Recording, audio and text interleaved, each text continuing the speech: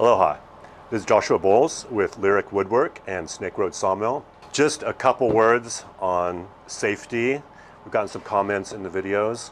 And one thing, the beauty of having an open air shop like this with a constant breeze is that the dust always goes one direction, away from us. But the most dangerous tool any woodworker will tell you is the table saw. I've actually got the scar to prove it. This was Christmas Eve, making gifts around 9 o'clock at night, and the table saw got me. I was making a bunch of mistakes. One, working way too late at night.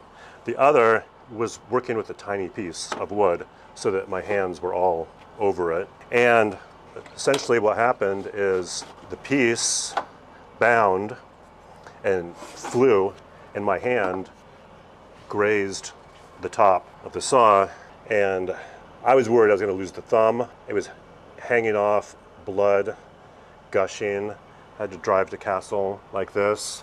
Fortunately, a very talented hand surgeon was able to sew me back together. But let that be a warning, the table saw is no joke. So one thing that no one ever really taught me, but that I have found very useful is with the table saw, you keep the blade at the absolute minimum to whatever you're doing. So these are some yoga blocks we're making for Canopy, the new Bizia yoga studio over in Wahiawa. Pay them a visit. And so we're doing this chamfer on all of them. And instead of having the blade way up here like this, where potentially it could bite you, I'm gonna lower it all the way down. So just the barest amount is showing.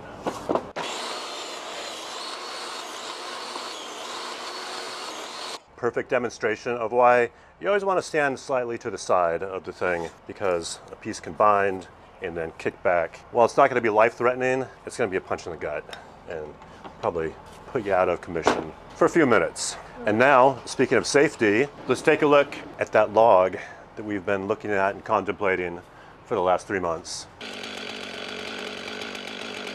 Okay, stop.